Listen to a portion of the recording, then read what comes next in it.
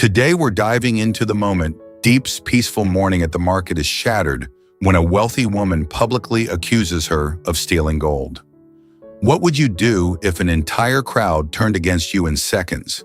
And what happens when James steps out of a black luxury car, not with rage, but with a calm, strategic mind ready to protect her? Let's uncover how James and Diep face humiliation, schemes, and social pressure, and turn it into a powerful test of love and truth. Early sunlight spilled across the district market, brushing everything in a soft golden glow. At the edge of the walkway, Diep stood behind her small agricultural stall, adjusting bundles of wild greens and lining up jars of pickled bamboo shoots she had made herself. In her fresh green traditional shirt, she looked simple but radiant. Life wasn't rich, but it was steady, and it was hers. Then, without warning, that fragile calm shattered. A wealthy local woman pushed through the crowd, heels striking sharply against the pavement. A rowdy group followed close behind, already hungry for drama. The woman's finger shot forward, stopping inches from Diep's face. "You stole from me," she shouted. "You swapped my gold for fake gold when you carried my groceries." The accusation hit like a slap. Whispers spread fast. People leaned closer. Some shook their heads. Others stared openly. The word thief drifted through the air, heavy and cruel. Diep froze, her fingers tightening around the hem of her shirt. For a moment, old fear tried to pull her back. The instinct to apologize, to shrink, to accept blame just to make the noise stop. But she didn't cry. She didn't beg. Her eyes trembled, but her voice stayed steady. "I didn't do it." The woman grew louder, demanding that Diep's bag be checked, insisting someone search the stall. The crowd pressed in tighter. To them, Diep was just an orphan girl selling vegetables, an easy target. And just as the tension peaked, a sleek black luxury car screeched to a halt near the market entrance. The sound cut through everything. Heads turned. The door opened, and James stepped out. His polished leather shoes met the dusty ground without hesitation. He didn't rush or raise his voice. But when his cold CEO gaze swept across the crowd, conversations faltered. Even the accuser paused. James walked straight to Diep. He didn't ask for explanations. He simply stood beside her and took her trembling hand in his. His grip was firm and steady. A silent message echoed louder than any argument. She is not alone. The market fell quiet. Back at their small camp later that day, James didn't throw money at the situation.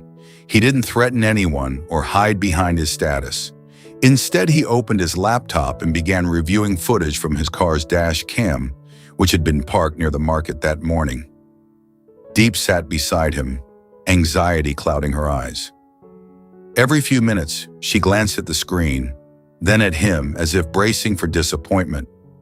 James paused the footage and turned toward her. His expression softened. He placed his hands gently on her shoulders. "You don't need to be afraid," he said. "The truth always leaves a trail." In that moment, he wasn't just her lover, he was her anchor in the storm. Hours passed. He replayed angles, zoomed in on details, tracked movements frame by frame. Slowly, a pattern emerged. The accusation wasn't random. The wealthy woman hadn't acted alone. By nightfall, James uncovered a connection. One of John's henchmen had been near the scene earlier. This wasn't about gold. It was about pressure. Someone wanted to damage Diep's reputation to force James out of a new sawmill project.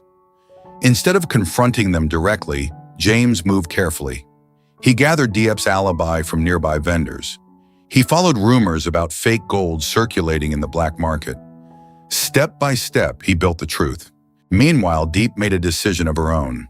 She refused to hide. The next morning, she returned to harvest vegetables as usual. She fed little Nye, laughed softly while Hockey chased insects in the grass, and reopened her stall. Her calm wasn't denial. It was strength, like a straight tree that doesn't bow just because the wind howls. By dusk, the evidence was undeniable. Witnesses spoke. The source of the fake gold was exposed, and before the same villagers who had doubted her, the slanderer was forced to lower her head and apologize. It wasn't dramatic, but it restored something far more important than reputation. It restored dignity.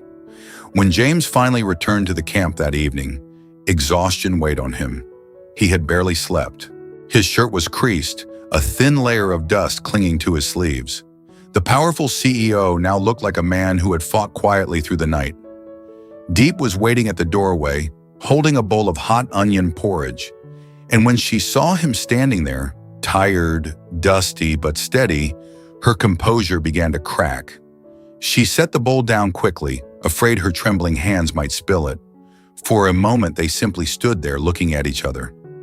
James tried to give her that familiar, reassuring smile, the one that meant it's over now. But the exhaustion in his eyes revealed how hard he had fought to protect her name, to protect her dignity. Diep couldn't hold back anymore. She rushed forward and wrapped her arms around him, pressing her face against his chest. The faint scent of soap and forest dust clinging to his shirt made her tears fall faster. Not tears of fear this time, not humiliation, relief. James exhaled slowly and pulled her closer. His hand slid gently into her hair, stroking it the way he always did when she felt overwhelmed. "As long as you trust me," he murmured softly, "no one can harm you anymore." In that embrace, status disappeared. There was no wealthy young master and no poor orphan girl. Just two people who had chosen to stand beside each other, no matter how loud the world became. From a distance, Lyhoaica watched quietly beneath the trees. The fading sunlight caught the moisture in her eyes. She had once worried that her son's love was impulsive, but now seeing the calm way he handled the crisis, no threats, no arrogance, only strategy and patience, she felt something shift inside her. Pride. Her son wasn't just a powerful CEO. He was becoming a man who understood responsibility. Inside the small kitchen, the crackling fire pushed back the evening chill. James had changed out of his expensive suit into a simple t-shirt. He sat cross-legged on the floor beside Diep, sleeves rolled up, sorting vegetables for dinner, as if it were the most natural thing in the world. Little Nee giggled nearby, clapping whenever James struggled with the stove. He tried to light it confidently, only to flinch slightly when the flame flared too high. Diep laughed, the last traces of tension finally fading. "You're not very good at this," she teased. "I'm learning," James replied seriously. "Every CEO needs basic survival skills." Hockey lay curled at their feet, tail thumping lazily. The air smelled of wood smoke and fresh greens. It wasn't luxury, but it was warm. After a while, Diep reached into a cloth bag and pulled out a small, worn notebook. She shifted closer and opened it carefully. "I've been recording the bamboo shoot sales this week," she said, her voice carrying a hint of excitement. The pages were filled with neat handwriting. Dates, quantities, expenses, profits. James studied the numbers with the same focus he gave to business reports, but this time his eyes softened. She wasn't just surviving anymore. She was planning. "You calculated the cost correctly," he said, nodding, "and your margins improved." Diep's smile brightened instantly. "I want to understand everything," she admitted. "Not just farming. I want to know how to grow this." She gestured around the small kitchen, the stove, the notebook, their simple life. James closed the notebook gently. "That's why you'll go further than anyone expects," he said. In the past, Diep might have accepted whatever life handed her. Now she was learning how to shape it herself, understanding money, understanding strategy, standing firm without losing her kindness. Outside, the forest settled into night. Crickets began their steady chorus. The tension of the day felt distant, like a storm that had already passed beyond the hills. James reached for her hand again, not because she was afraid, but because he wanted to. No dramatic speeches, no grand gestures, just quiet presence. The camera slowly pulls back. The small kitchen glows warmly against the dark forest, a humble space filled with soft laughter, crackling firewood, and two people choosing to grow together. A gentle voiceover closes the episode. Love is not just protection, it is growing side by side. When two people become strong enough together, the storms outside are no longer threats. They are simply tests on the path toward lasting happiness. And beneath the wide night sky, James and Diep continue building something steady, something no accusation, no scheme, and no divide can easily break. Đám đông nhanh chóng quay lưng, những lời xì xào khiến quá khứ tổn thương của cô suýt trỗi dậy.